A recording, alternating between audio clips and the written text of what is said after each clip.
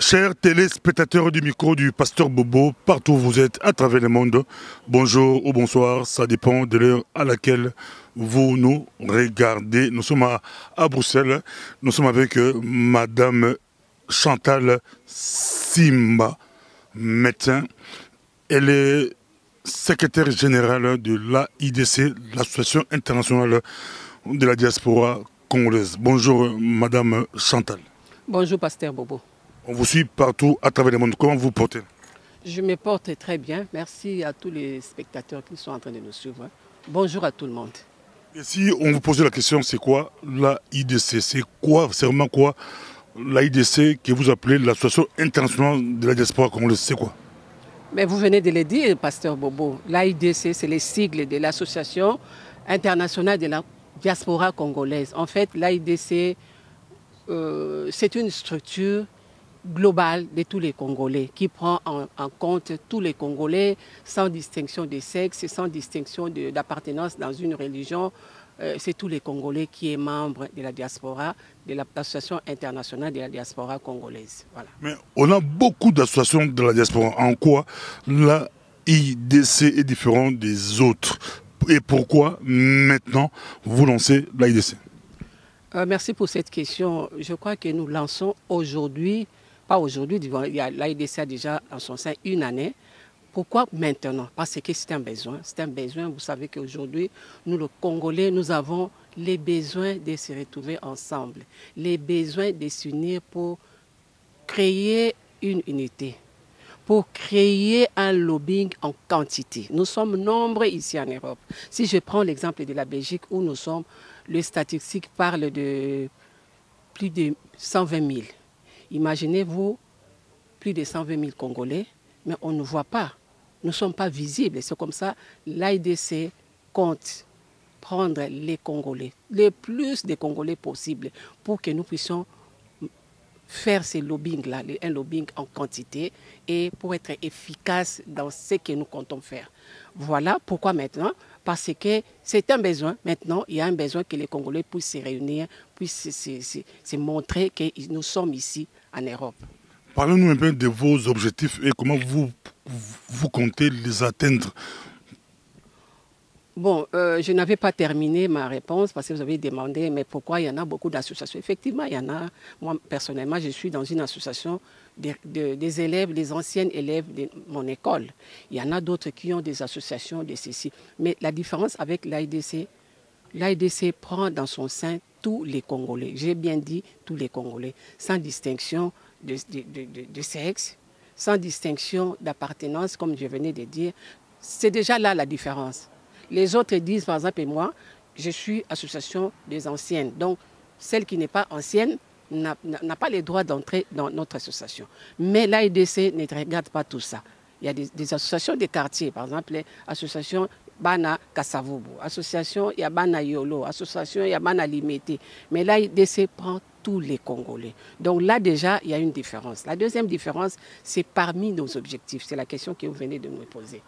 Quels sont les objectifs de l'AIDC? L'AIDC compte en son sein deux objectifs. Le premier objectif, c'est la visibilité. Je venais de le dire. Nous devons être visibles.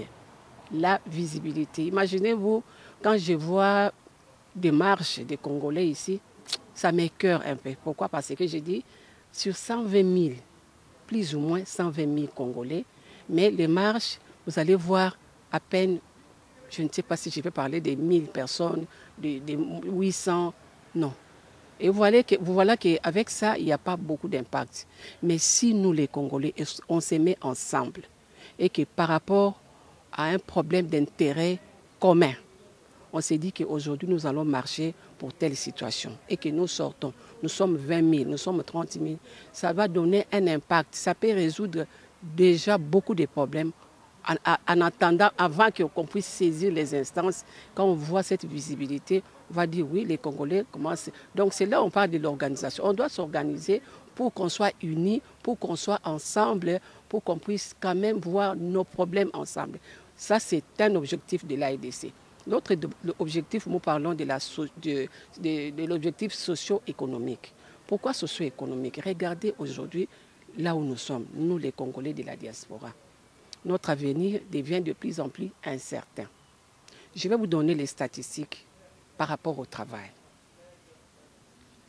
On nous présente aujourd'hui une statistique de 14% des Congolais qui ont un travail par rapport à leur cursus. Sur les 14%, donc, on peut déduire 86% restent. Et dans les 86%, nous avons 50% de ces 86% qui ont un travail des ouvriers. Vous connaissez quand je parle du travail des ouvriers. Et l'autre 56% n'ont pas de travail. Vous vous rendez compte? Mais quand nous regardons les autres diasporas, nous allons voir qu'ils ont créé leur travail parce que nous sommes dans un pays où on ne nous donne pas le travail. Mais si on ne nous donne pas le travail, je crois que nous pouvons nous-mêmes créer nos travail. Voilà l'autre objectif de l'AIDC, créer de l'emploi pour des Congolais. Comment? La grande question, c'est comment vous allez créer ces emplois. Mais nous pouvons créer, c'est comme ça qu'on veut d'abord être ensemble. Quand nous sommes ensemble, nous allons réfléchir qu'est-ce que nous pouvons faire. Par nos moyens à nous, on ne doit pas attendre que quelqu'un vienne nous donner de l'argent. Nous-mêmes, avec les nombres que nous avons, si nous commençons à cotiser petit à petit, nous pouvons créer des emplois. On regarde nos amis, les Turcs, on regarde les Juifs, on regarde les Marocains. Voilà là où ils sont. Pourquoi? À cause de leur structure, à cause de leur organisation. Ce qui manque à nous, c'est l'organisation. Donc l'AIDC. Voilà pourquoi aujourd'hui, l'AIDC vient à point nommé au bon moment où les Congolais ont besoin de créer cette unité, ont besoin de se retrouver ensemble, ont besoin de créer leur emploi, ont besoin. Voilà les deux objectifs dont je me résume. Le premier objectif de l'AIDC, c'est la visibilité. Quand on parle de la visibilité, cela veut dire que nous voulons être unis, qu'on soit ensemble, trouver des solutions à nos problèmes, parler de nos problèmes. Et le deuxième objectif, c'est ça, les socio-économiques. Voir dans quelle mesure nous pouvons être utiles dans ces pays d'accueil et comment nous pouvons faire quelque chose par rapport à notre pays, les RDC. Parce qu'aujourd'hui, il y a beaucoup de Congolais qui veulent rentrer au Congo, mais ils se posent la question, si je rentrais au Congo, qu'est-ce que je peux faire? Mais une question, je vais vous redonner la parole, on le suit partout. Comment comptez-vous faire à court, moyen et long terme, concrètement? Que compte faire l'AIDC? Vous épingler, vous expliquer les problèmes, c'est bien beau, mais concrètement? Oui, concrètement, comment on va faire? L'AIDC, c'est, comme je dis, c'est l'association de tous les Congolais. C'est comme ça que dans l'AIDC, bientôt, au mois de septembre, nous avons un congrès.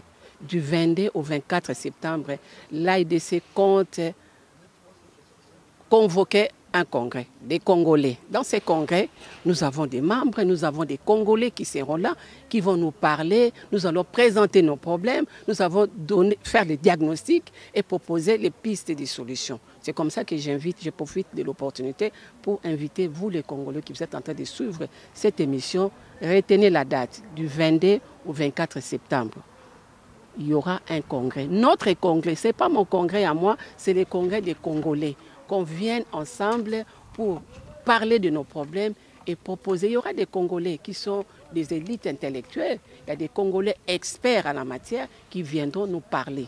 Et nous allons faire des débats, nous allons proposer des pistes et des solutions par rapport à nos problèmes. À moyen terme, ça c'est à court terme. Comme je dis, à moyen terme, à long terme, si par rapport à notre finance, nous pouvons créer des emplois, comme je dis, nous avons des projets de créer des emplois ici dans le pays d'accueil, comme dans notre pays, dans la République démocratique du Congo, tant soit peu, nous pouvons faire beaucoup de choses. Donc il y a beaucoup de projets par rapport à l'AIDC. Selon vous, Madame Chantal, vous êtes aussi médecin, quels sont les vrais problèmes des Congolais de la diaspora? On vous suit. Oui, je dirais, le premier problème des Congolais, ça c'est connu de tout le monde, c'est pas moi, c'est on n'arrive pas à être ensemble. Pasteur Bobo, je crois que vous n'allez pas me contredire. Il y a beaucoup d'associations, comme j'avais dit, mais il n'y a pas une association qui peut englober tous les Congolais, comme l'AIDC. Aujourd'hui, nous avons cette opportunité. Ça résout les premiers problèmes où les Congolais sont dans son coin là-bas, il y a 10, là-bas c'est 2, c'est 3. Mais maintenant, le vrai problème, C'est ça. Les problèmes, c'est cette dispersion des Congolais. La solution, c'est que nous puissions être ensemble. C'est ça la globalité de l'AIDC. Prendre tous les Congolais ensemble pour qu'ensemble nous puissions voir nos problèmes. L'autre problème, je venais de le dire, les problèmes d'emploi, vous connaissez. 14%, je répète encore 14% seulement des Congolais ont un emploi par rapport à leur cursus. Ça signifie quoi concrètement? S'il y a 100 Congolais, il y a 14. Il est médecin, il est avocat, il est chimiste, il y a 14. Donc, si vous prenez 100 moins 14, ça fait 86. Donc, les 86, il faut prendre les 50% des 86. Les 86, 50%, ça fait 43. Donc, 43% ont un emploi. Des ouvriers, vous pouvez être licencié, mais vous n'avez pas d'emploi. On vous prend, par exemple, pour aller balayer. Je ne suis pas contre les gens qui balayent, mais comme les pasteurs qui vous disent toujours, on commence quelque part, mais il ne faut pas que ça soit votre terminus. Vous êtes licencié, vous êtes tenté de balayer, mais pensez déjà que non, je vais encore continuer, je vais foncer pour aller loin.